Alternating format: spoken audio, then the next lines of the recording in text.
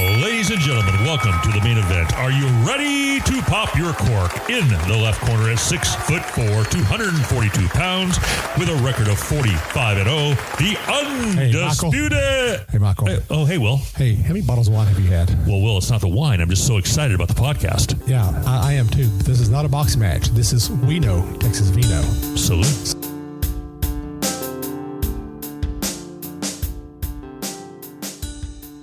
Welcome, everybody, back to We Know Texas Vino. This is your host, Will. We are at Gap Winery in Mason, Texas, and we're happy to have Brock Estes. Is that correct? Estes, Estes, okay. Thank you for coming. Oh, you're welcome. Thank you for having us here, man. This place is where you got us here is really, really nice. And in fact, I wish you were a little bit closer to the Dallas-Fort Worth area. I'll be here every night. Oh man, it's awesome. Sometimes we get, people say it's a little bit ahead of its time for Mason. I think so. I can tell you, I'm really, really proud of what we've done. And I say we because it's a team of people. We lease out to a brewery.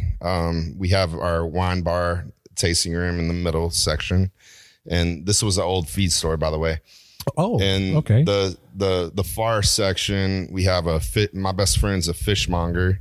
He runs the Real Deal MTX. So the second and fourth weekends, he's here. Okay. We've got 2 food vendors currently that rotate. We have Jack's Hill Country Kitchen. We've got the Twisted Fork. And then there's all kinds of things we've done. We just support small business. Right.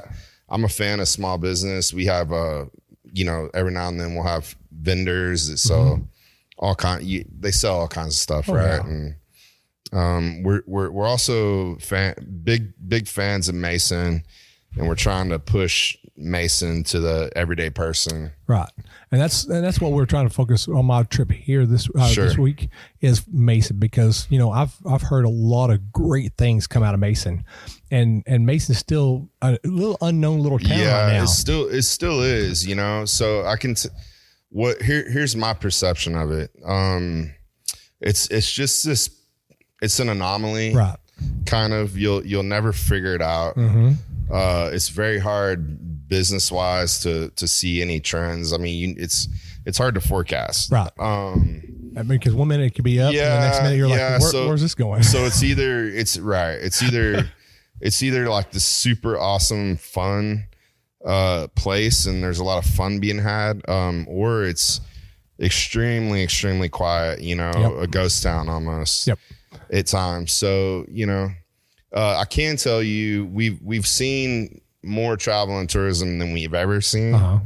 Now to sustain like 8 wineries on the square, it's not enough yet. But it's getting there. And I think slow growth over, like, it might be painful while you're in it, but I think overall slow growth is probably better than really fast growth, Well, slow growth is better than no growth. Absolutely. I mean, I'd rather have a slow growth and then all of a sudden an explosion. Yeah. Than just no growth. You're kind of, and what else? So we are getting people that just don't want the crowds in Fredericksburg. We're getting that customer.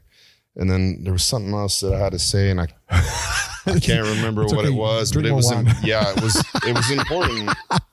It was important. And maybe I'll get back to it. It's true. I've talked to a lot of people that come to Fredericksburg and to drink wine, and I said, go to a little town outside of Fredericksburg. It's like 45 minutes outside, right? Called Mason, and they've some really great wineries out there, right? And you'll actually get a lot more one-on-one time, right, with them. Whereas, again, I'm not taking away from the wineries there in Fredericksburg, right?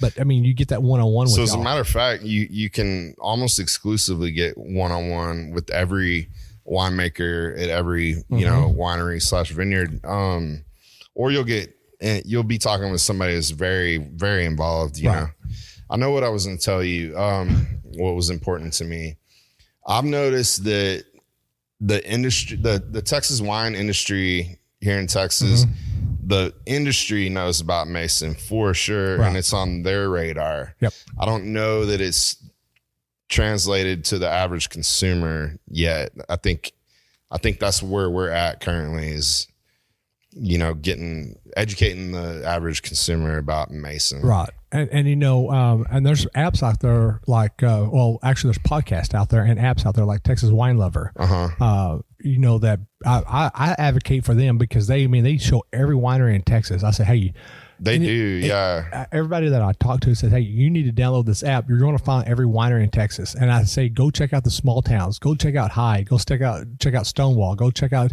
Mason. Right. Go check out Johnson City. Go check all those out. Right. Fredericksburg is great. And again, I'm not knocking our wineries in there. Right. But I feel like even with North Tech, like all the wine regions, right? Like I feel like, I don't know. It's just, I guess Fredericksburg is the known thing. You know what I mean? And it's so growing up as a kid. Yeah, I came here as Fredericksburg and picking peaches at the orchards. Oh, right, and going to the Emerald and Emeralds Museum, right, and hanging out downtown and going and watching them do those wedding candles. I grew up watching that stuff, and okay, I'm going to get on a little soapbox here. Sure, I'm kind of sad seeing some of that disappear. Yeah. But at the same time, I see growth coming in because they're doing the microbreweries, they're doing the distilleries, they're doing the wineries now. Right. That's bringing people in that would never known the town at all. Right. There are some historic factors about Fredericksburg that's just awesome. Right. Okay? Right. You just can't take that away. Right. But I do like that this is happening. Now, what we need to do is translate that from Fredericksburg to out here to Mason. Right. Right. What you need to do is, here's a great business idea. Sure. Do a wine tour. Pick them up at Fredericksburg and bring them out. There needs to be one. We need to come together. Some wineries here in town need to really join forces and do some concerted effort. That's I know personally up around the North Texas area, around Valley View and Montague and St. Joe. There's actually a company that just started doing that. Nice. Because those wineries are like 30 and 40 minutes away from each other. Right. And when you get somebody that goes in there and they start drinking, and about an hour in, they're already kind of like they should be driving. Right. They need somebody to tour them around, and that's what y'all should do here. Absolutely. Have them pick up a location down in Fredericksburg, Absolutely. pick them up and bring them up here. Absolutely. That way they can't get back to Fredericksburg. Maybe that's what I need to do. Let's talk. Yeah, we'll figure something out. Absolutely. So I want to know about you. Okay. We've already kind of talked about the Mason area, but I want to know about you. So tell us. What inspired you to become a winemaker? Sure. Okay. So the cool thing is I grew up here. Okay. I left, I guess, when I graduated. So I was like 18. And I was like, I literally looked at the town in my rear view and I was like, I'll never see you again. I think all us at 18 did the same thing. Probably. And then I left and I was in kind of a desolate place. I was in eastern New Mexico. I was over there playing football and it was so desolate. And, it's like the plains on the east side of we're maybe an hour and a half from Ruidoso, but right. Anyways, so I started to miss Mason, like, oh, wow, I'm from a pretty special place, and I think since then I've just tried to get back. Right. How I got into wine was, okay, so I kind of bounced around, went to several schools, just having fun, really networking, getting to know people. I networked better than my grades were at first. And then, I turned about 20 maybe. And I was like, okay, what do you want to do? Right. I had no clue. And I started thinking long and hard. And it finally boiled down to, okay, in your teens, like when did you have the most fun? What were you doing? Like what put a smile on your face, right? And it was these river parties that I threw that the whole high school would go to, and I was like, wow, the whole time I'm handing people beverages and stuff, so like I look back and I was like, wow, I wasn't even drinking. I was making sure everybody else was having a good time. Right. So that prompted me to get into hospitality. I joined, I went to the restaurant. I graduated with restaurant and hotel management degree from Texas Tech, and I'm proud of it. It's a top 5 school with that degree in the nation. Right. And so, but I'm leading into how I got into wine. So true story. I'm signing up for my classes just by myself. I was too lazy to go talk to my advisor, I guess. And I knew this lady, I can't remember her name, but it was, I beelined it to her. I connected with her, and she helped me out, but I hadn't seen her in a couple of years, and I'm signing up for classes. And anywho, I remember it was on a Friday, and I'm trying to sign up for the next semester's classes, and I'm a little behind, and that's kind of usual. I'm always kind of getting stuff done at the last minute, but sounds familiar. Yeah. So I remember I'm trying to sign up for classes and it's not letting me. And I'm out of trying this 3 days in a row, right? And it's kicking me off. So finally I go to the supervisor. I'm like, hey, what's going on? It's not letting me sign up. She's like, yeah, you dummy. You hadn't been in here, and here you are. Like, it's not going to let you sign up because to take these senior level courses, you have to have an internship before. Right.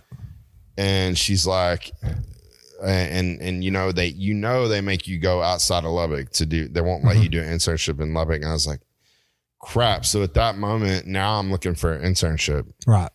And I still owe 6 months rent and everything.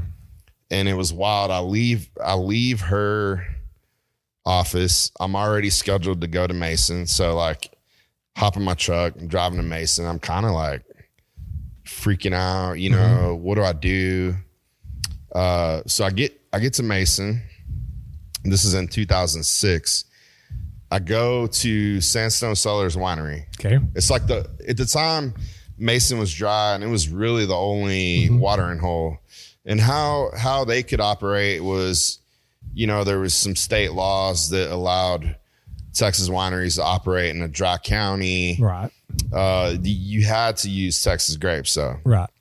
So they were operating. They were actually using Mason County grapes at the time. And that night, they said, hey, do you want to help us pick grapes tomorrow? And I was like, well, I don't have anything going on, so why not? So we're out at Don Pullum is a winemaker, or used to make their wines. And he grew grapes also. We're out at his vineyard. And then, man, I just started asking 1,000 questions. That's where it starts, right there. And it just, I kept going down the rabbit hole. Yep. And I was like, wow, this is interesting. Yep. Crush the fruit, all this stuff. And by the time we're done crushing and everything, it was a long day, you know? Oh yeah. I looked at him, I said, hey, I'm in a predicament. I need an internship like ASAP. And do y'all need an intern? Because let me intern for a whole semester. I'll learn how to make wine. I'll also help, around the restaurant, and we'll just go through the binder that I'm given, and we'll just knock it out, And they were like, yeah, absolutely. And so that's how I got into wine, and I shadowed Don Pullum, which was great. So like, he's a very old world character, I'd say. Yeah, he's a very yeah. I get to talk with him in a couple of weeks. Nice. So I gotta, instantly I'm thrown in with this respect for the old world, for Rhone, Chateauneuf du Pape, all that stuff, right. And then Texas wines as well, you know. And I've seen since 2006, I've seen the progression, I guess, of Texas wines, of myself, of the industry as a whole. Right. It's been challenging. It's been interesting, Right. Well, your name It's synonymous because everybody, when they talk about coming to Mason, your name is the very first, your winery is the first name that comes up. Oh, you have to go see Fly Gap. Oh, wow. You have to go do this. Oh, that's awesome. The first name that always pops up. And that's why you and I had a conversation over the phone. I was excited about it. Absolutely. You know, because, I mean, I've read your history on this. Oh, okay. Oh, trust me. I'm an IT guy. I dig a lot. I found out some things that you probably don't know about yourself. Probably. There's probably. So, but I mean, it's interesting how we all decided to get into wine. Right. You know, so before we get any further, right quick, because we skipped a lot of steps before we got into this. So it's okay. It's no big deal. I mean, this is why I love this podcast. Sure. So what did you pour us already? Okay. So I poured you our 2022 Barbera. This is 100% Barbera that Mr. Drew Talent grew. And Drew Talent has like 100-acre vineyard about 10 minutes north of town. It's off Highway 87. It's between here and Brady. Okay. And this guy, I mean, I love him. I think everybody does. I mean, and he grows just some of the best fruit, you know, out there. And it's a testament to the Hickory Sands soil as well. That's what's going to put us on the map is this Hickory Sands soil type. Oh yeah. I mean, I know Don is working on trying to get. You know, that's currently that's currently in the works, and I'm excited about that. So, yes, you know, coming up. But you know what I love about Drew, and I gotta say this: there's people that I've met in the wine industry that, you know, with conviction, they'll tell you this. Oh, it's this way or that way, you know, and there's some strong personalities out there that you know, years ago I would listen to, and nowadays, I mean, I'm kind of leery of the people that know everything, because that's the thing. That's what got me into wine is there's so many unknowns, right? Yeah. And there's no right or wrong. I mean, you know what I mean? Right. And it's kind of like, that's what the challenge of it all is, what got me into it. Right. I love a challenge. I mean, sometimes I kick myself in the foot saying, why'd you know, it's that mentality. You tell me, no, I can't do something. Right. Well, I want to do it just to show that I can do it, you know? Right. But you know, what you just said there is kind of like, you know, kind of like your email filter, you know, you get messages that come in are spam and that are not spam. Right. And you got to sit there and you got to analyze those messages, and you got to figure out, okay, which one do I need to listen to? Absolutely. But Drew will tell you, you know, he'll be the first person to say, like, I don't know what I'm doing, but he's that's what I love about him, because he knows more than most, right? Right. And he's the first person to say, I don't know. Yeah. And that's a humble person right there. Absolutely. And it's taught me a lot, you know? Yeah. It's when you find people who are humble about themselves, and they're not like, oh yeah, I know how to do this and I know how to do that, you know, right? There are some cases where that's being humble also, right. But for the most part, that's being what's the word I'm looking for? Conceited, maybe. Right. But I mean, you know, but they may know what they're doing in that area there, but they don't know what they're doing in this area. Right. Absolutely. And what works for some styles, et cetera, for some people, I guess it doesn't necessarily work for, you know, I'm already unorthodox. So some of these things, they're gonna clash with me. You know what I mean? Yeah. Well, it's kind of like saying, you know, if you go up to West Texas, let's take Lubbock, for example. You know, you go up there and you try to grow Barbera up there. Right. And then you try to grow it here the exact same way. It ain't going to work. Right. You got two totally different soils. You got two totally different climates. Absolutely. This is just not going to work. So absolutely. You have to analyze your area. You got to analyze your climate. You got to analyze the soil. You got to analyze everything. And then you say, okay, now is this feasible? Right. Yeah, and and with all the different soils here, I've seen it from site to site. I mean, it's night and day from site to site. I've let a vineyard go where I grew in the granite country, and I love the fruit that comes out of this granite sand and stuff. but you have to be like in a fault line or somewhere where you're going to get enough water. Right.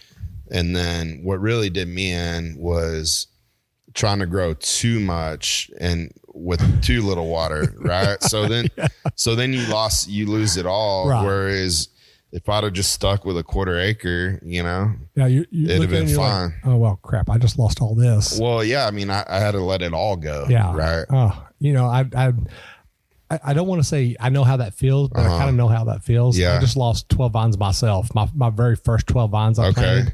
Yeah. But unfortunately I had. What happened? What do you think? What do you think happened? Oh, I know exactly what happened. It was a 4-legged white dog. It was a Great Pyrenees. And she decided she wanted to play with them. Oh, got you. Yeah. Yeah. When I lost those, I'm like, I'm going to have to replant these. Yeah, absolutely. I want to protect these. Yeah. And then the gophers, if it ain't that, it's the gophers. It's or whatever. always something. But you know what? If you look at any of the crops that's grown in Texas, whether it's cotton, whether it's potatoes, whether it's corn, whatever it is, I think grapes are the most, what's the word I'm looking for? Probably the most, they're challenging. But there's a specific word I'm looking for.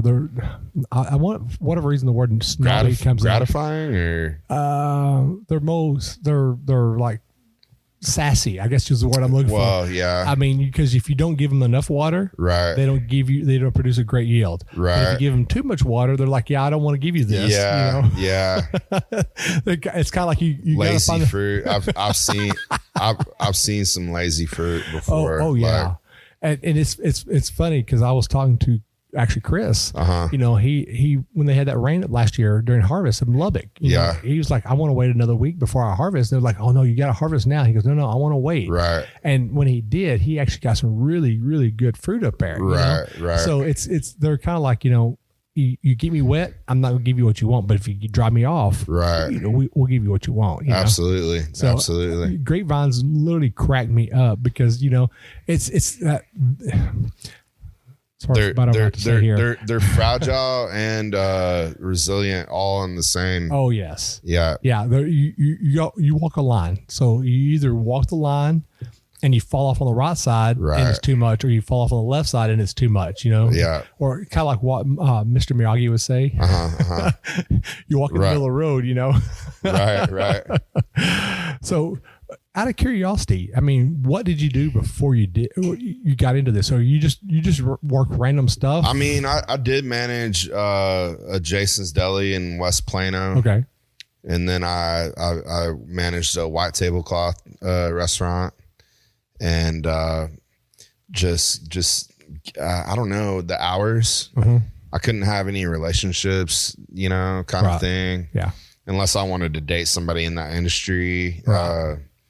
There was just a lot going on, man. And then some things happened. And then in 2008, I came back down here to kind of regather myself, regroup. And I became an assistant winemaker at Grape Creek at that time. Learned under Jason Englert. So now I'm, shadowed Don Pullum. Then I'm working for another different winemaker, and the styles were a lot different. Right. More of a modern style at Grape Creek, very sterile, which is super important. So yeah, I mean, what did I do before? I did that, and I mean the restaurants, a lot of service industry. Okay. And I did at times. I worked for the soda industry. Dr. Pepper. So my dad is a GM for the Dr. Pepper company here, and they own Dr. Pepper 7-Up in Mason and in Kerrville. Okay. And they have a pretty large region. So shoot, I've been doing that since, I was little. Right. I'd always gone with him. So it was kind of interesting. It's now we're doing the same thing. It's just, it's got alcohol in it. You know what I mean? It's very similar. It's very similar. Well, it's always interesting when we do these episodes is to find out where you came from, because it's, some people that come from IT, in your case here, came from hospitality or some sort of customer service based, Yeah. But in the end, ultimately, we all decide to fall into the wine industry, and we say, hey, we want to do this because we love what this does. Right. And one of the things, and I'll always talk about this and I always joke about this, is the one thing I love about wineries is you never hear about a bar fight in a winery. No. You always hear about bar fights in a bar.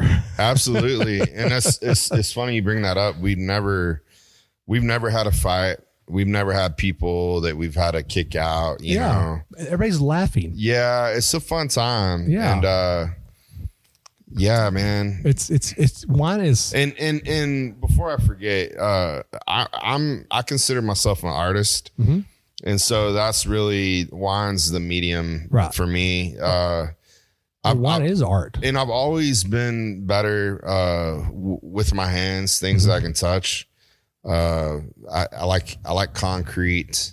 I like wine. I remember I was good at charcoal. I hadn't touched charcoal in a long time because you don't have to be perfect. Right. You can fix rub it in or just yeah. And there's like a feeling, you get to put your emotion into it. So you said you love concrete. Yes. And you love wine. So do you have concrete fermentation? Well, tanks? we haven't used concrete. I always say we, like we're a big company. I haven't used concrete in a long time, probably since 2015. Okay. I mean, I think being an artist, you throw your concrete and wine all in the same thing. I think that's coming. I think that's coming back when it's time. I've done a lot of research. But I did abandon the fermenters I had made, and I'm a little more interested into to aging vessels. Right. What I can tell you is, it all goes back to a local product, and locally what we can do. That if I ever mess with concrete, this is where my head's at, and this is where I'll go. So there's sand plants north of town, especially around the Voca area, but there's several sand plants. West of town, there's one. North of town, there's a few. The sand used to be sold for the fracking. Okay. But these are they grate everything, and these come out, since it's for fracking, they come out in a perfect sphere. Okay. So that's what allows the water or oil to come up. Right. And it stacks perfectly. Like every single sphere is the same exact size. Right. So, what I learned with concrete vessels is, they talk about the breathing. They don't breathe as much as you might think. Right. And then there was a lot of, we put our soil into this thing, et cetera, et cetera. But it's not in that soil that they might be using is, from what I've seen, the vessels I've seen, the wine's not in contact with it. Right. So I was like, this is just marketing. You know what I mean? Like, but I really want to create something that the wine touches, you know what I mean? And it's like still in its, with the earth, I guess. And the coolest, it's interesting.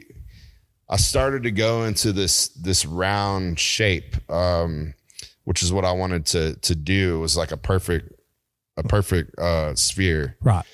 And like just maybe 6 months before I started that, there's a company out of Italy, and Wim Chris has one of their vessels. I can't remember the name of the company, but they make a perfect sphere, like a circular shape.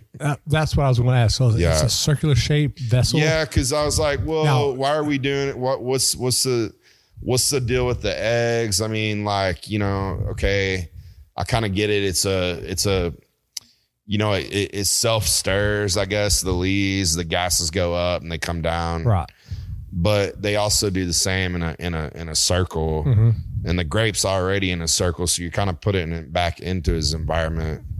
And then I guess what I'm telling you, what I know I can create is this uniformity with breathing. I mean, when you have the same exact sphere of sand in your aggregate, then I can say, well, it maybe it's the most modern vessel, right? Right. Okay. So and sorry, I'm going to go further now in what I've learned through what I've done, the mistakes I've made, right, is that if I did ever do like a fermenter again, mm-hmm. I would use tile. I would line it with tile. Really? Tile that I make. Okay. You know what I mean? Okay. So it's nothing's getting inside the walls, right? Because that's the downside. There's upsides to mm-hmm. everything, and there's downsides to everything. The downside to concrete is, I mean, once you get stuff living inside that wall, then you gotta retire it, just like you retire a barrel, right? So yeah. So so you have me. So this is one of the reasons why I love doing this podcast. Yeah. Is, it's thought provoking. Yeah. And you sitting here talking about doing a spherical fermentation tank. And I'm sitting here thinking about that. I'm like, okay, I really want to know more about this. So I tried to use a bladder system, which didn't work because that wants to float. Right. So it was a nightmare. It makes me want to sit down now and actually do a little bit more research on that. Yeah, you'd have to. If I ever did it, I'd have to make a form. I've bought some items that I can make. I started to make the forms, but then again, you're talking about, there's no guarantees, and you're throwing away money, right? So. One of the things that I've always been inspired to doing is the way they used to do it in the old world, with the clay vessels. Right. I mean, it's just fascinating when I started doing more research about, how wine was aged and how it was fermented, and they were showing clay pots, and I'm sitting there thinking to myself, that would be interesting. Right. And then actually, covering the top with beeswax. Absolutely. And aging it off that, it's fascinating, because that clay right there, wherever the clay came from, could enhance the flavor. Absolutely. And then add other elements to it as well. Absolutely. But it's kind of, that's what I love about the wine industry, because you can use whatever you can find to age your wine in, from plastic containers to stainless steel containers. Right. Long as it adds value to it, not take away from it. Right.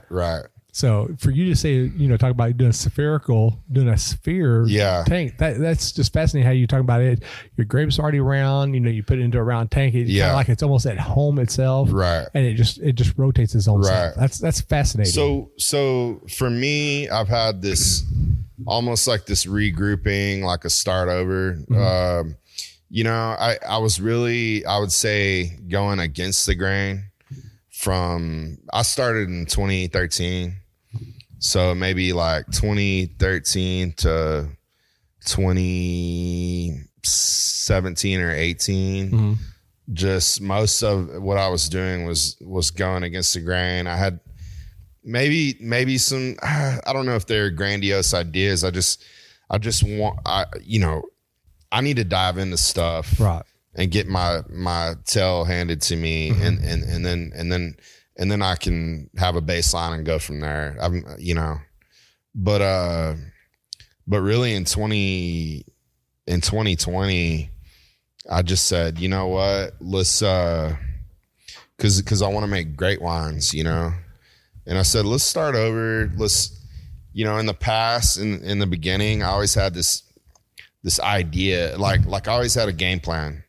Okay. And there was all these things that I would do and try to get a lot of extraction and stuff like that.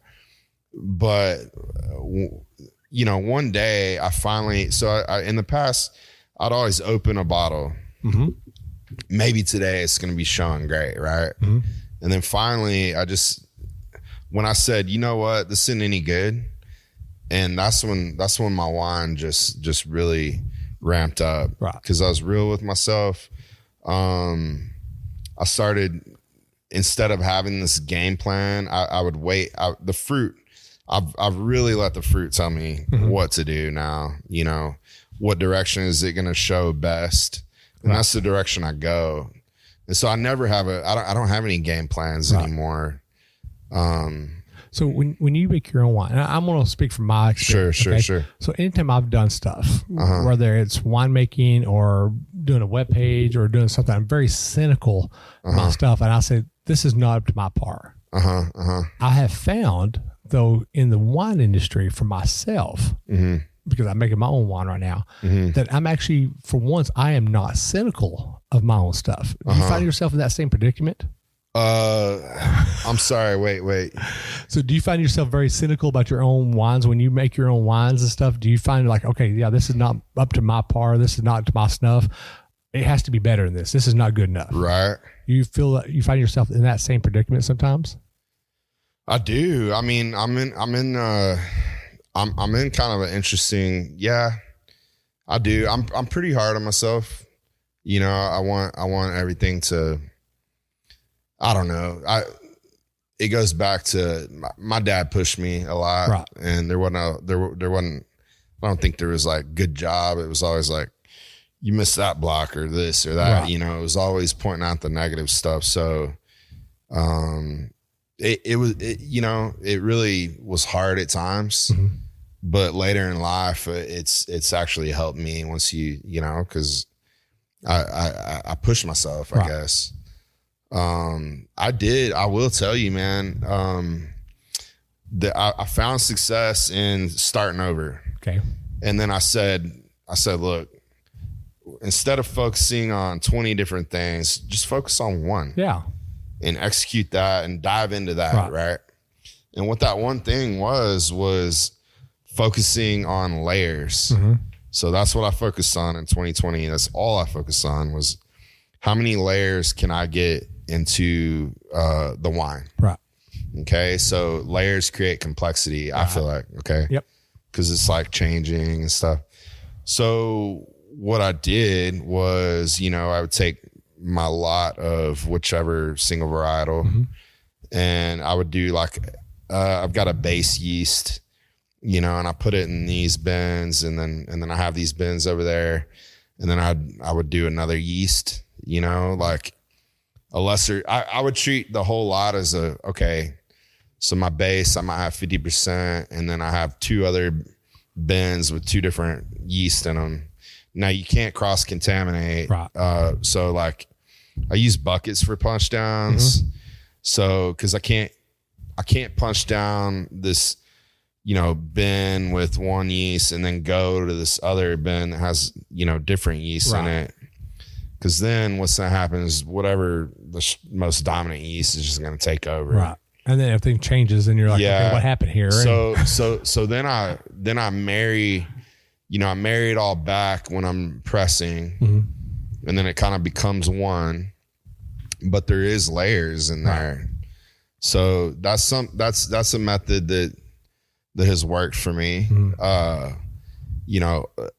2013 to 2017, 18, all I did was blends because that was the best product that I could put on the market. Right. Were blends. And then 2020, 2021, 2022, it was all single varietals. So like I'm finally in control, right? And I'm getting ready to go. Now I want to dive into blends, but people ask me, oh, you don't have any blends. I'm like, well, my answer to them is like, I'm blending this single varietal. So I think of it as a blend. Right. And what is it? So what is it to consider as a blend? It has to have what percentage into it? It has what, have like 20%? I don't know. I mean, you can, so if let's just say I had, 75% Cabernet, 25% Syrah, I could call that a Cabernet. Right. But you can be transparent and just call it a blend as well. And, right. I mean, I guess you can always put two names on it. Yeah. Oh, this is a Cabernet Sauvignon. It's Ricky Bobby. Yeah. But it's fascinating that, listen to your story. Hey, but you know what? What's interesting? I don't have nothing to hide. Life's short. I'm just putting it out there. You know what? I'd say I've had success with the last 3 vintages. 2020, 2021, 2022. For me, it all went like clockwork, right? And then, I'm dealing with this property, which is like, we were fixing up and all this stuff. I've got these tenants. There's just a lot going on. And, man, I to be honest with you, I learned a big lesson. I think I was a little complacent last year and just like assuming, there wasn't enough soul into it maybe. And I've got some issues that I'm dealing with right now. First time in like 4 or 5 years, I've got great wine there. Yeah. I'm going to have some blends, but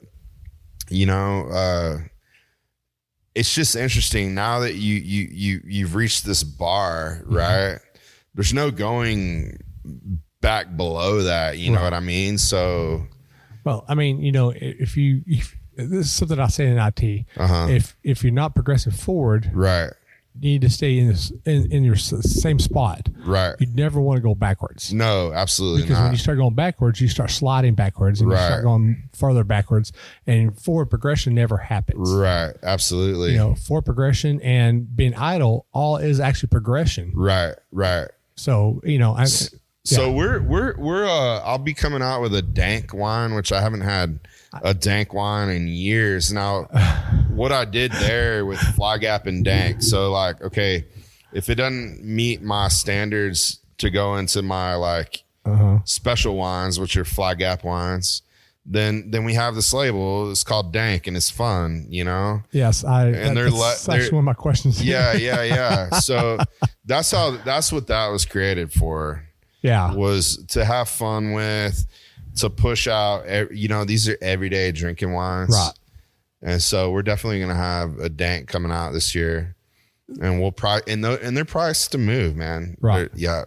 So let's change gears a little bit. Absolutely. Now. So, every winery has to have something they're known for to stand them out, because, you got every winery, you got in this area where you got like 7 wineries in this, 8 wineries in the Mason area. So you need something that makes you stand out, makes you unique. Right. Now, one of them is the UV lights on your bottles. Oh yeah. Okay. I mean, I'm sitting here looking at the table. You got UV lights underneath there, and it's, it's broad daylight outside, but still, it's cool that you have that.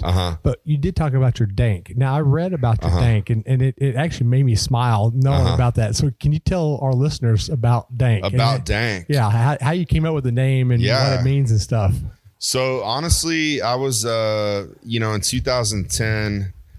So whenever I was in Houston selling wine for a distributor, and I did a lot of business with specs, and I just started, following the numbers, seeing the margins from like the winery to the distributor, the margins from the distributor to specs, the margins of specs. And so I saw what, companies were doing, which they were, essentially putting labels on shiners, like empty wine bottles, right? Well, not empty. They had juice in them, but they were creating labels. Right. So I was like, okay, here's a chance for me to get, because I didn't know how I was going to get back into winemaking. There really wasn't that many wineries in Houston for me to make wine. So I was in sales, loved every minute of it, but I'd always wanted to, make wine, have my own small winery maybe. And so how dank came about was I was going to make an investment into this brand and then sell this brand. And then that was going to give me the cash flow to start a winery or whatever. And so when I did that, I looked at how do I separate myself amongst, like, at the time, maybe, I can't remember, maybe 600 wineries. I don't know how many wineries there was at the time, but I was like, how do I separate myself? And not a single one of them was targeting a young crowd at the time. So I was like, okay, well, there's no real competition in that area of it. And so that's why I chose dank. I felt like it was a term that my generation understood and knew. Right. It's kind of associated with weed, but it also means like it's good, you know, it's good. So, and it fit this, you know, I'm a big, no more than 2 syllables guy. I'm huge on that. And I'll tell you why, because I was at Specs Smith Street, like working every weekend. Mm-hmm. And, you know, people would come in and they're like, oh, I had this wine. It was incredible. And I'm telling you, if it was over 2 syllables, chances of them remembering it were slim to none. Yep. I've been there and done that. Yeah. I mean, if it's Chateau de Pop, you know, people are not going to remember that, you know. No. You got to give them a name that they will remember. It's got to be easy and stick. Especially when they've been drinking all day. Right, right. I love the word dank. I mean, I think. And lastly, for the SEO optimization, you could appreciate this. Dank on Google keywords was like 10 cents per click. Yes. And the volume was exorbitant because no one could monetize it because it was associated with illegal. Right. And, you know, ultimately I had these great ideas, but now what I did learn was I didn't have enough. I didn't end up having enough capital to market this generation to do. So it kind of just did its own thing. Working its own stuff out. And I found out that, you know, half of my clientele they were 50 or older. You know, they just want whatever, if it's good inside the bottle, they want it. Right. And I think it made them feel young. They would snicker and giggle and like, oh, I'm drinking dang, you know, and it was kind of funny. Like, yeah. I can actually see. Yeah. I can see them. Oh, they're like, oh my God, we're drinking some weed. Yeah. So now, is that dank with an exclamation point on it, or just dank? Right. Just dank. Just dank. Man. So, you know, I briefly hit about the UV lights on the bottles. Uh-huh. So how did you decide to do that? Because I've literally looked around and there's not another winery that's doing this unless they're not advertising about it. This is actually really cool. So what made you decide to do UV lights on there? Shoot. I don't know. Just getting creative. Stoners, your little stoner phase? I mean, who knows? Who knows? I mean, I did have some, you know, help with in that aspect in the past, but I don't know, man. It's just something. One day I was like, man, I want to see if this is possible, you know. And I talked to this label guy, and he was like, yeah, we can totally do that, not a problem. That's awesome. And I've tried it, you know. And once again, it's I think it's awesome, and and we've had a lot of instances where it's a showstopper. Mm-hmm. It does, you know, you've got to buy the lights, you've got to buy all this other things to really put it on. So you know, it just goes back to we're a small winery, you know, and but you got to stand out. You got to make your own place. Absolutely. You know, you got all these other wineries that have made their place. They've cut their own stuff into it. Right. You got to make your place. I mean, so here's a couple things I want to just talk about your tasting. Sure. So it's very open. Yes. And the acoustics in here is really great. So it's not very echoey. Right. But one thing I literally just noticed, and it cracked me up. I kind of chuckled a little bit. I noticed you have church pews in here. Church pews. Right. No, right. And that right there is, you know, now my question is, did this come from a Baptist church? So let's see. What is Baylor? Are they Baptist? I think so. So how this happened with the openness, I get claustrophobic. I don't like people to hear my conversation while I'm at somewhere. Yes. So I was like, no, that's not going to be we're not going to do that here. It's going to be open. People are going to be seated further away than usual. And then the church pews, man, I wanted these fancy like leather couches, you know? Right. And then this all happened during the pandemic, by the way. So I started pricing those out, and I was like, wow, yeah. That's not going to happen. And so I'm trying to think of like, how do I solve this problem? I need seating, you know? And so I noticed that church inventory was like, I don't know, people couldn't go to churches because of the pandemic, right? So they were just giving the stuff away, you know, going out of business. And as a matter of fact, there was so many church pew options that I started getting picky.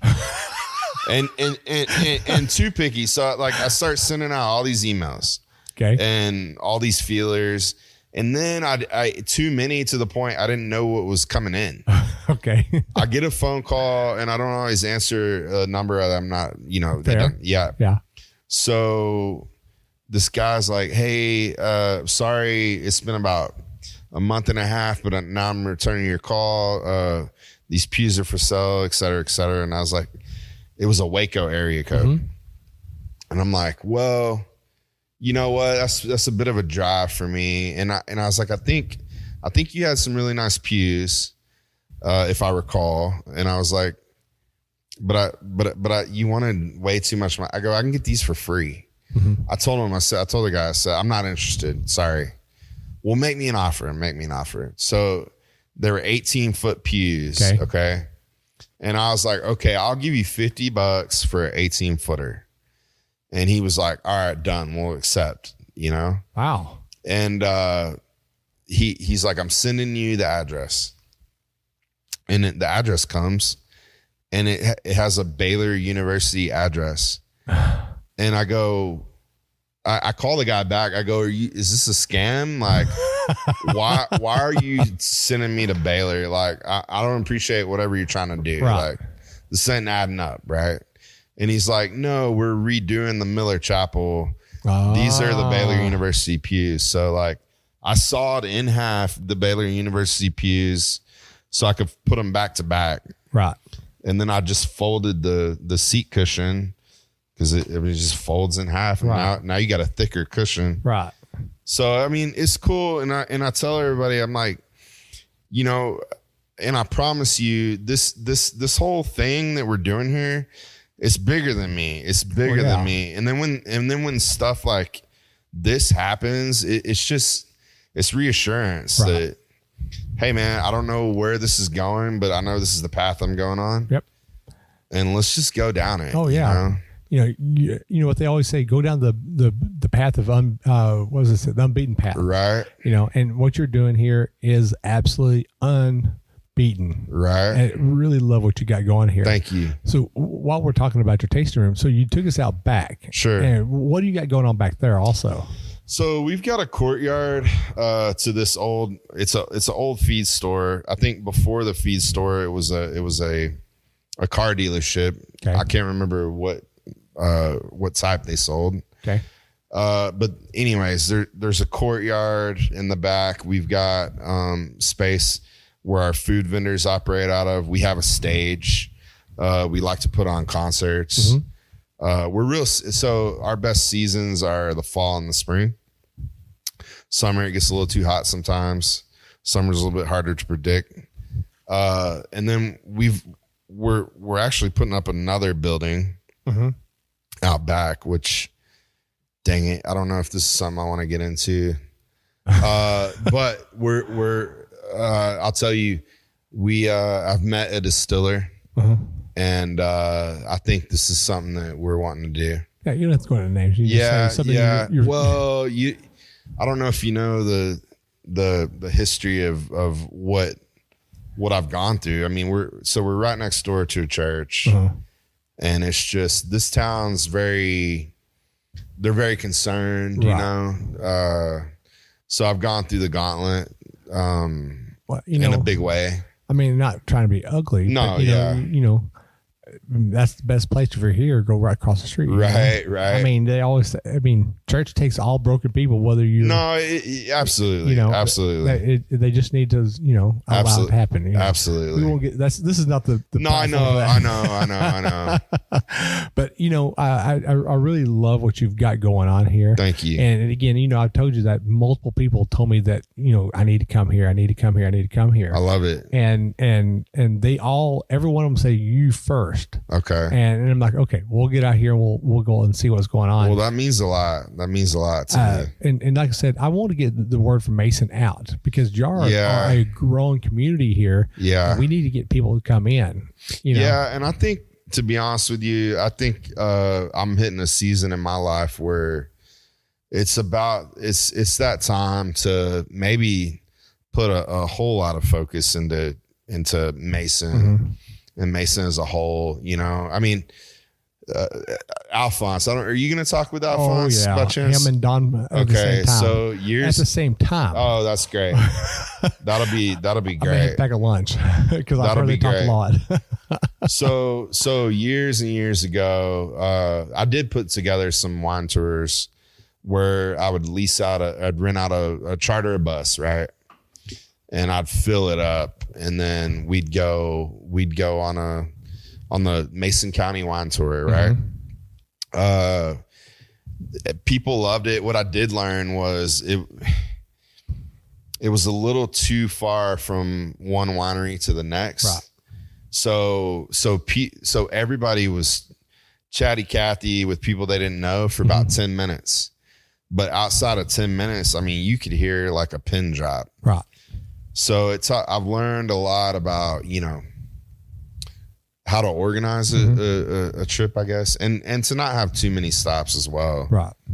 But I used to market everyone, and I was talking with Alphonse a lot, and this might've been 6, 7, 8 years ago. And he was like, you know what? You need to focus on you. He goes, you're not to a place where you can help everybody. Right. He's like, you need to build yourself up, and maybe then you'll get to this place where you can be generous. Right. You know what I mean? He is definitely full of wisdom. Yeah, absolutely. Yeah. The few minutes I got to talk with him at Twigga this last year, he was very inspirational in his conversation. He definitely says, you need to focus on yourself, build your brand, and then once you build your brand, then branch out. Right. And that's something. And he's right. Yeah, it's probably some of the most wisdom thoughts I've ever heard from somebody before. Absolutely. So while you're doing that, I'm going to ask you this other question here because I forgot to actually write this in, and this was a conversation we had driving in. How did you come up with, and I've already read this on the website, but our listeners need to know this. How did you come up with Fly Gap? Sure. So it fit the syllables, and it's really strong. It's really strong. I feel like it's just a strong, 2-syllable brand. And you tell me, would you forget it? Like if you've heard Fly Gap, you're not going to forget it really, right? I mean, in fact, every time I've talked about Mason, the word Fly Gap was always the first word out of my mouth. Nice. So my, okay, so I'll tell you what, before you get into that, what are you fixing to pour? So I'm about to pour you 100% Mourvèdre. Oh. This is a 2021.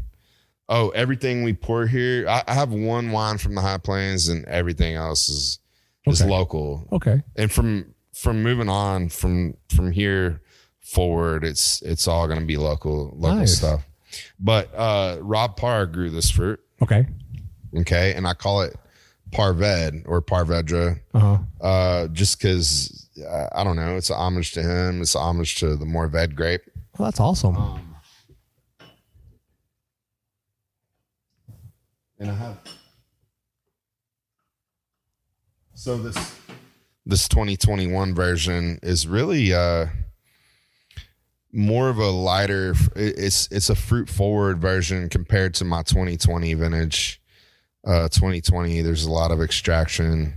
You've got more of the tobacco-y, earthy, dark fruit in there. This one's more of a lighter fruit. It's still got a dark color though to it. So I kind of say raspberries and spice, and we put a chill on it for summer because we don't, all I make's reds kind of. So I've got to offer some stuff, and that is amazing right there. I mean, it's. Thank you. Yeah, I definitely get the tobacco. I mean, I love a good cigar. Yeah. And so the minute you said tobacco, I tasted it right off the bat. Absolutely. I mean, that was the first thing I hit. But man, I know that nose on there is absolutely amazing. Yeah, the floral notes that come out on this hickory sandstone. A lot of violet, a lot of floral notes that come out of the soils, and very happy, very, very happy with it. That is amazing. Cheers. Thank you. Yeah, cheers. Thank you, Rob Parr.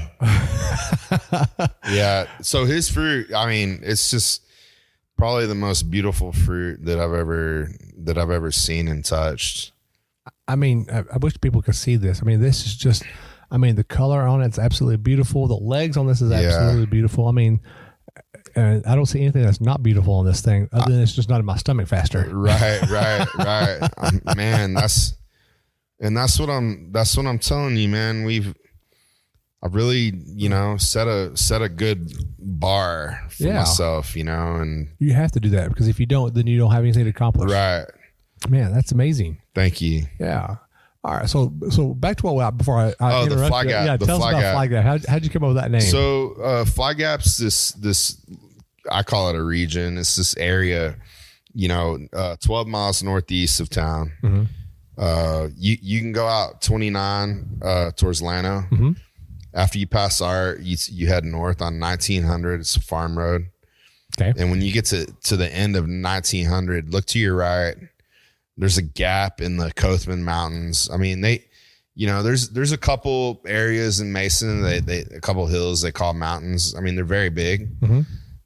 They're not a mountain, but the old timers called them that. Right. Anyways, it's got a gap, and there's like basically two mountains kind of meet and form this valley, this gap in between them. And you can see that gap if you're out in Harper or Doss area. You can see it. It's a landmark. And so back then there's several landmarks that they named. But really what happened, so here's what happened. Here's how it got its name. My mom's side of the family, they're Flemings, and they came in from Tennessee. There's a lot of other Tennessee people here. Anyways, they settled in that area, and them and some of their neighbors had heard, the Comanches crossed the Llano River, and they were headed north, and they figured that they were going to come, on this kind of trail, and they tucked their horses in this gap. And they went off and hid, and I guess they were in ambush mode, right, waiting to surprise them. Well, this happened twice, and the Indians took a different route both times, man. So like nothing ever happened, but the first time they get back to their horses, okay, and swarms of horseflies were like, I guess, anyways, they said blood was drawn and all this. Right. And, it's so interesting. So that's how it got its name. And then I do get a little, it's interesting. I get a little grief sometimes, like, well, you're not on Fly Gap Road, you're not on Fly Gap Road. And I'm like, well, I want to tell these people, like, the road was named after, like, the road's insignificant. Right. Like, I'm talking about where Fly Gap is. And yeah, I could plant fruit out there, but I don't know. It's a piece of me, you know what I mean? So, I mean, you've got to be yourself. Right. And I like the name, and it represents Mason as well. Yeah. So, I mean, you just because there's a road that says it's called Fly Gap doesn't mean you have to be on there. No, I know. As long as you're in the vicinity, I think it's okay. Well, yeah. I mean, the Fly Gap Schoolhouse, the Fly Gap Cemetery, all that's on Fleming, on Fleming property, and anyways, as long as you're keeping the legend going, absolutely, that's all that matters in the end, Absolutely. And you know what? I can see how history can kind of die in certain, there's one historian here left, and then somebody needs to take his spot, I mean, like, and unfortunately that's something that's dying. Because he's doing a great, his name's Scott Zesh. He's doing a great job of documenting, like, he's finding new stuff all the time. Yeah. And I don't filter. So I knew that. The minute I saw that, I knew you don't filter. It's usually the very first pour, the very first pours and get a little bit of sediment because you don't hear me complain. That's the good stuff. I know. That's the good stuff. I like it as well. I like getting a piece of wood every once in a while in my wine, and it's kind of like you've ever eaten beeswax, with the honey and the beeswax? Yeah, tasted it. Yeah, it's kind of like you doing a chewing gum. Right. You get a piece of wood from being, in the wine. It's kind of like a little bit of a chewing gum, but it's winey chewing gum. Right. I mean, I'm not going to complain about that. No, not at all. Sit there and pull it out, stick it on the side of the table, and get it back in your mouth later on. Right. That's awesome. So, Brock, you've got a very amazing winery here. Thank you. And people, when y'all need to come out here, y'all need to visit Mason. And there how many wineries are here on the square? So 1, 2, 3, 4, 5, including me, 6. I think there's, so you got Blackman. Okay. You got us. Peters Prairie's now at their vineyard. Okay. You've got Murphy's Creek. You've got Rob Parr Vineyards. You've got Robert Clay and Sandstone. How many is that? 5 or 6. 5 or 6. Yeah. 6. Yeah. Yeah. It's just, you can come out here, park. Yeah. Right. And literally do a wine crawl. Absolutely. And you don't have to worry about moving your car. Right. Not at all. Yeah. And the square is beautiful. Oh, it's amazing. In fact, actually, when we came in, we made a comment of how nice it was here. And it's just, man. Thank you. Small towns like this are nostalgic to me because, they're dying off. Right. People are moving to the big cities and stuff. Right. I know growing up for me, we would come from Breckenridge, Texas. That's where I grew up. Okay. We would come through Brady and come through here and go to Fredericksburg. Got you. As a kid. And so seeing these small towns, when you got something that could bring and revitalize that town, like wineries, that's great. We need to bring those in. We need to get people to come to y'all. Absolutely. And then that revitalizes that town because, most of these towns started out as an old town. Right. So yeah, it's just, I love what you got going on. Thanks. Here, and again. And we got involved in, we that's Mason's first brewery. And that was because Mason, we need one, right? Right. Everybody goes to Fredericksburg. And we looked at the models of wineries that were a winery and then they added a brewery and their wine sales went up.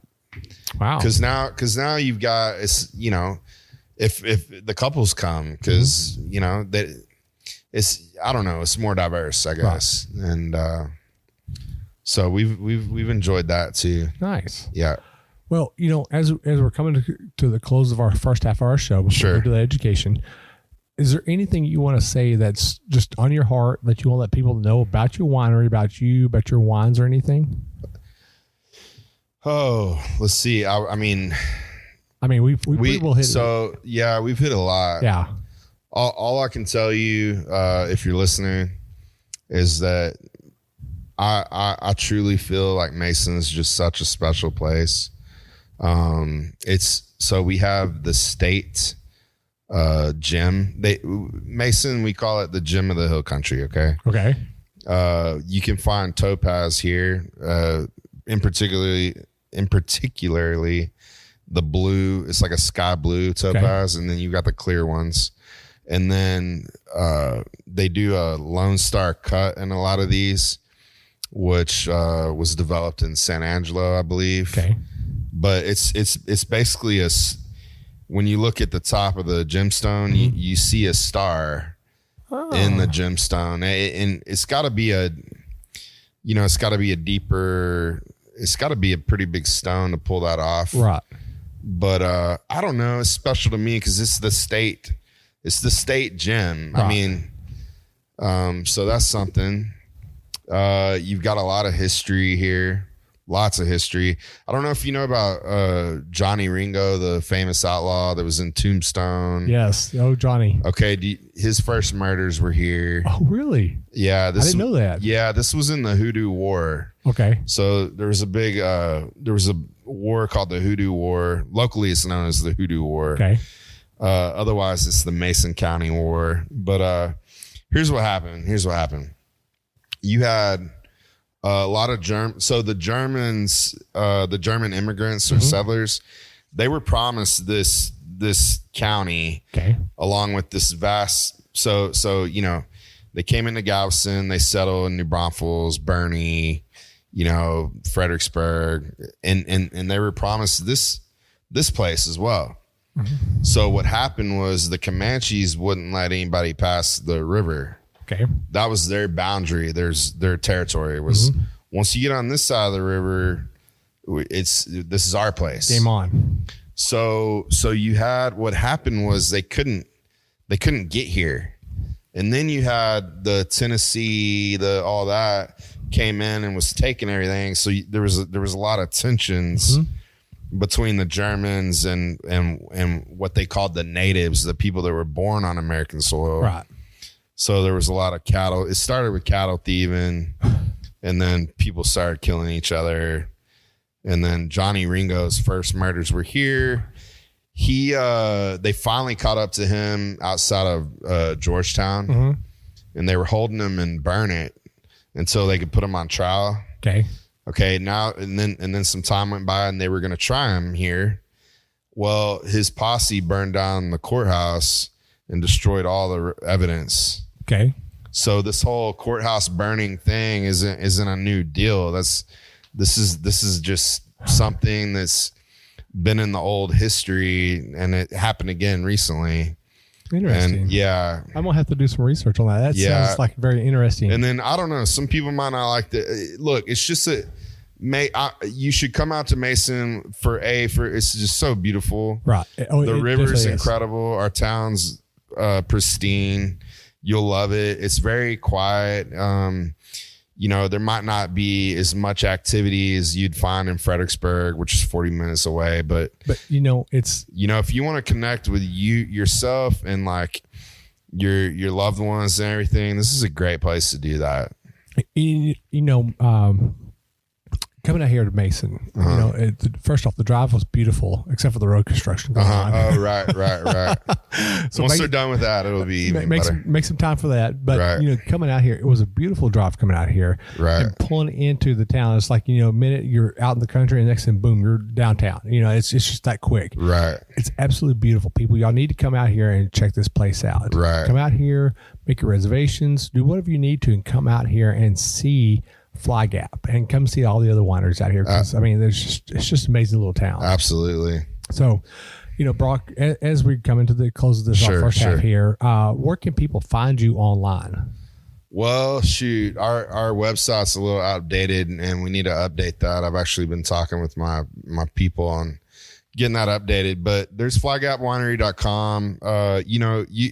If you're on social media, Facebook and or Instagram, Fly Gap Winery is just follow us, and that's where we post, all our up to date events, our new releases, stuff like that. So social media is a great way to find us. I don't know, just please come out. Word of mouth. A lot of people, it's a lot of word of mouth. And that's what we're here to do. We're here to advocate for y'all's wineries so we can get y'all out there and get people into your seats. Thank you so much. So, Brock, we're going to step away for just a moment. All right. We're going to take a quick little break, and then we're going to come back. We're going to do some wine education. We're going to actually talk about how to figure out what wines pair with what food you're going to cook with. Awesome. Let's do it. All right. So we're going to be back in just a minute. Cheers. Cheers. Hey, this is Jeff Cole from TexasWineLover.com. We're here with Will, Michael, and Jen from We Know Texas Vino. And this is Amy Nemec with the Texas Wine Lover mobile app. We're wrapping up the interview and moving into the wine education portion of the episode, so stick with us.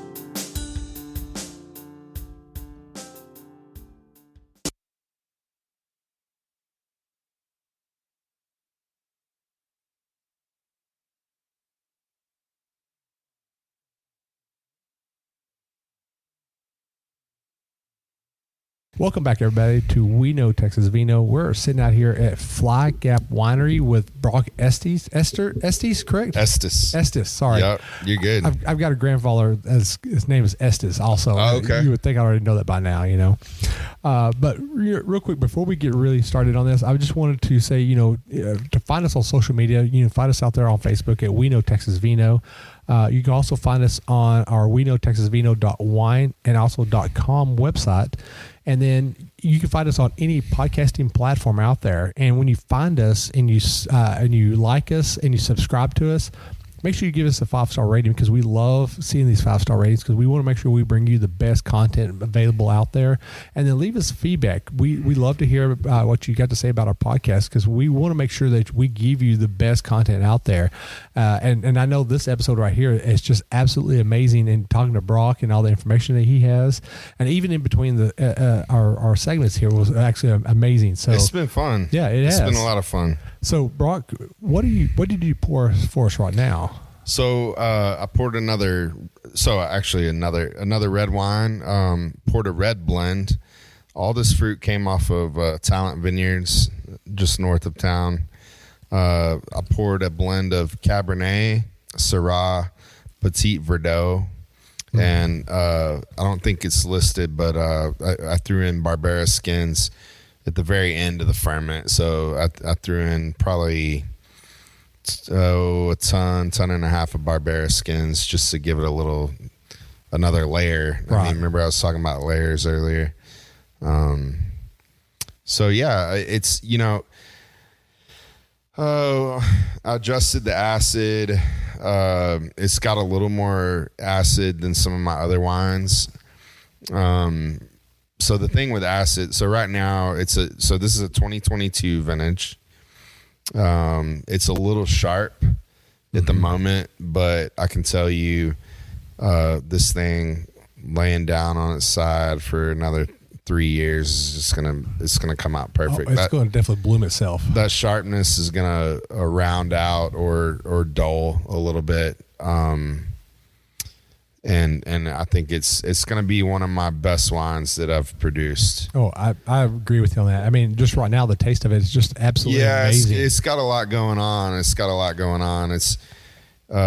of tannin to it. It's got a lot of this coarse spice, like a coarse pepper. Yes. You know, some have that fine white pepper. Mm-hmm. This has a lot of coarseness to it. Yep.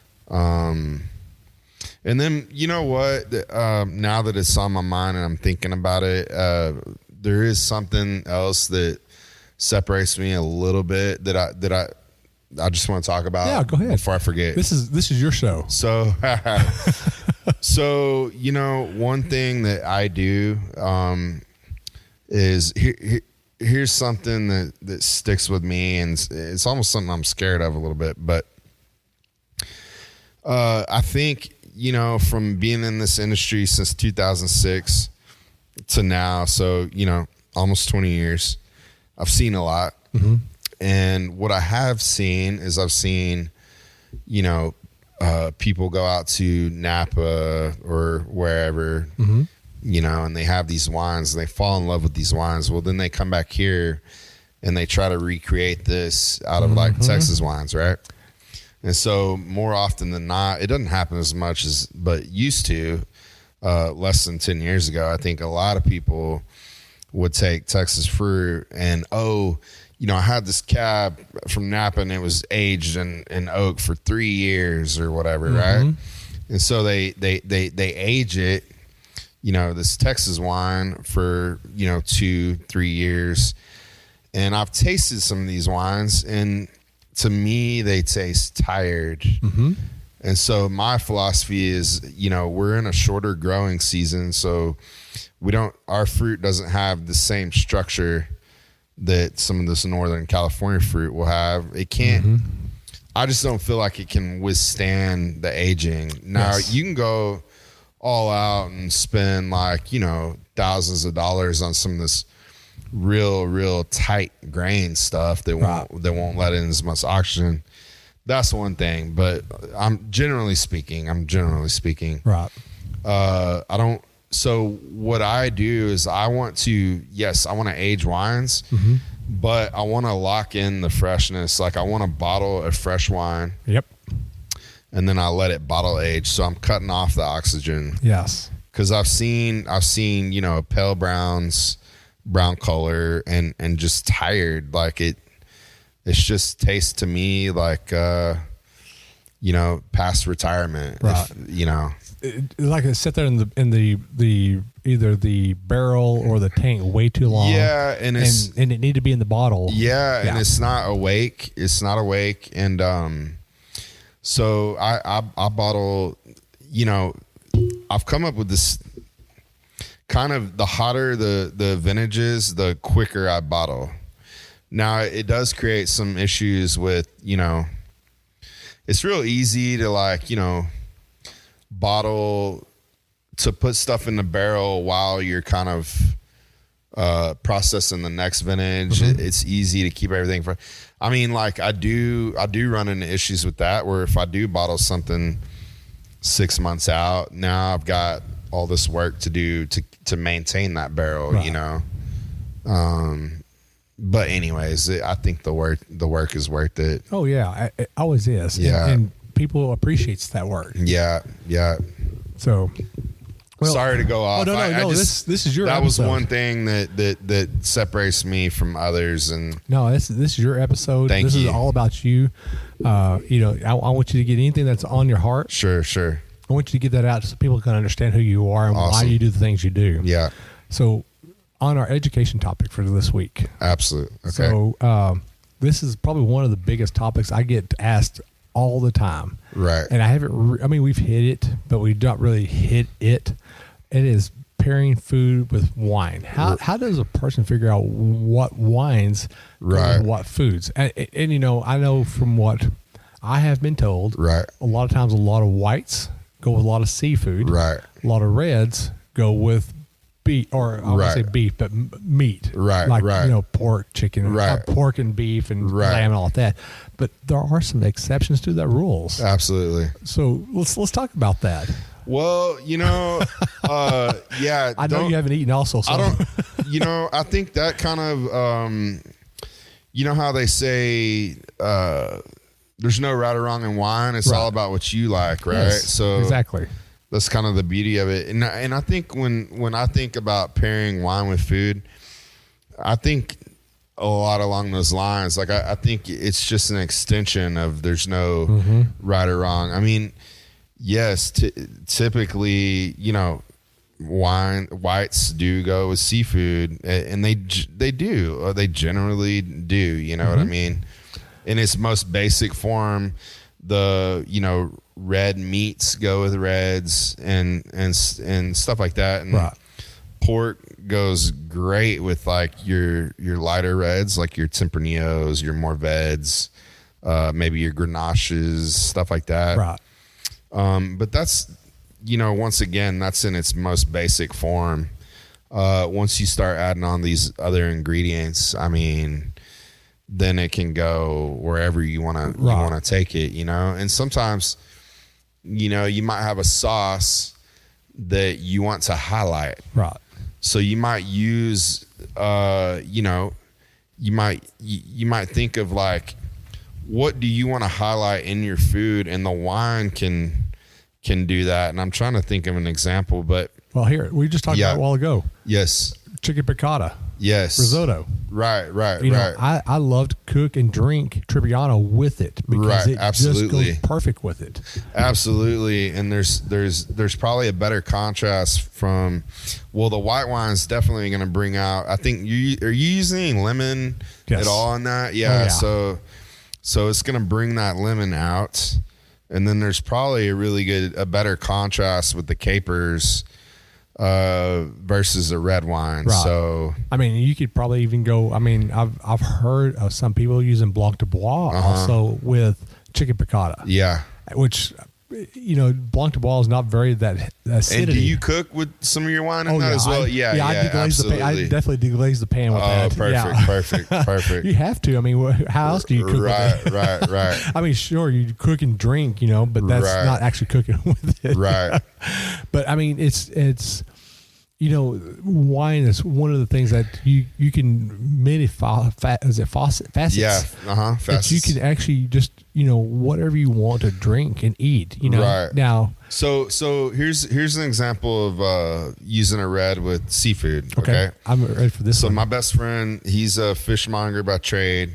He operates the Real Deal MTX the second and fourth weekends here, and I make mostly red wines. And he smokes a salmon, an Atlantic salmon. Yes. And lately he's been putting a little barbecue it's kind of like a, I don't know what a demi-glaze, Yes. it's just a hit of, you know, it's got just a tinge of this barbecue flavor on the salmon. And I mean, Can we ask you to come over right now and cook that? Right. But we pair, you know, like our Barbera goes great with that. Oh, yes. Our Morvet. I mean, so, you know, it doesn't always have to be, white goes with seafood. It just, you know, just honestly, that's when you get to have fun. Yes. You know, Yeah. have fun with it. You know, and I think pork is one of those that it's you can do white or Super red. versatile. Yeah. Yes, absolutely. And I think also in some cases, Well, they call it the other white meat, don't they, or whatever? Like, I think it's so. Yeah. I think you're right on that. Yeah, it's the other white meat. Yeah. next to chicken. You know. yeah, And I think also lamb is another one that you can actually do both either white or red with it, depending on how you cook it. absolutely. I know if you do a little bit on the spicier side, then you want to do a red. If you do something on the lighter side, it's going to be a white. So, Right. You know, it's amazing. Whatever you're cooking with, you know, you want to match that. You know, if you're cooking something with heavy acidity, you want to go with that. If you want to do Right. something it's more of a fruity taste, or, you know, Right. I don't know why this is. And see if you can answer this one for me. Sure. Why is it when I drink like a heavy red, or a big bold red, Yeah. I want a steak and I want blue cheese with it. Okay. It's every time. You know what? Yeah. You know, I do know wine. To big reds pair with a big steak, incredibly. Oh yeah, right? yeah. And then the blue cheese thing. You know, so wine actually, every time you take a sip, it's actually lifting everything off of your palate. Uh-huh. And so you have, with every bite after a drink of wine, you have a fresh palate. And so if you are a fan of blue cheese, I mean, you're going to taste those flavors. Oh, I love blue cheese. You're going to retaste them because, you know, it will coat your tongue, right? So, you know, that's kind of, wine and food go hand in hand, man. Oh, it does. Amazingly. Absolutely. Goes in. But yeah, anytime I get a big bold red, Yeah. I want a steak and blue cheese. And blue cheese, yeah. Maybe some mushrooms on the side. And it kind of, is it crumbled or is it melts kind of half and half there? I don't care. As long as it's blue cheese. As long as it's blue cheese, yeah. I like blue cheese too, man. You know, I get made fun of because, you know, people say, you know, blue cheese is what the molded cheese and stuff. Oh, okay. Yeah. So I love blue cheese. See, I love it. I pick blue cheese more than ranch, like on my wings, you know? Yes. I love blue it. Blue cheese is especially when it's fresh. Yeah, absolutely. Yeah. So absolutely. you can't go wrong with that. Well, Brock, I really appreciate your time that you gave us here. You know, I appreciate your time. Getting to come in here and sit and talk with you and stuff. I want to hit a couple of our quick sponsors right quick, and then I'm going to go into the best part of this podcast, and that's our wine quotes. Okay. And I'm going to talk a little bit about those wine quotes before we go into it. So, all right. Real quick, one of our first sponsors is our Texas Wine Lover app, which, I mean, awesome. On there, you got set up on there.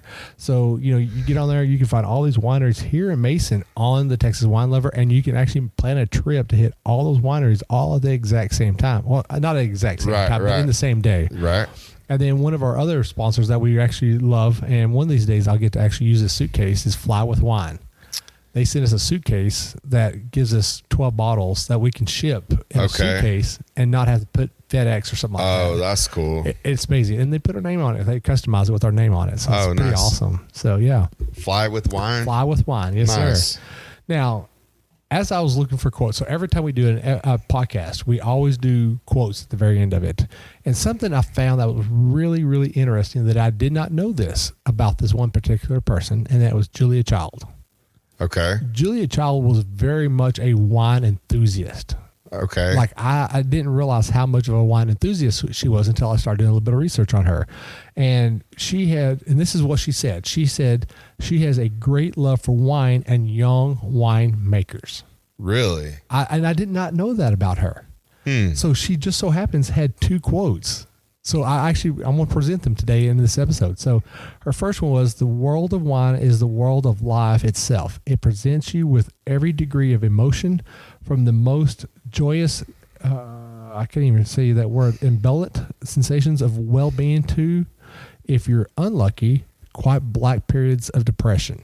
Wow. That's the first one. And then the second one from her is, love is like wine. To sip it is fine, but to empty the bottle is a headache. Oh, wow.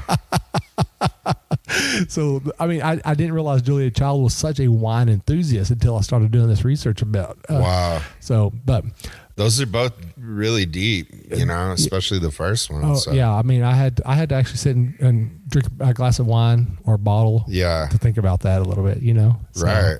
But again, Brock, I want to thank you for allowing us to come out here and do this episode. Thank you for your time. Thank you so much. It's amazing what you're doing out Thanks here. for doing what you're doing. I appreciate it. Thank you. Yeah.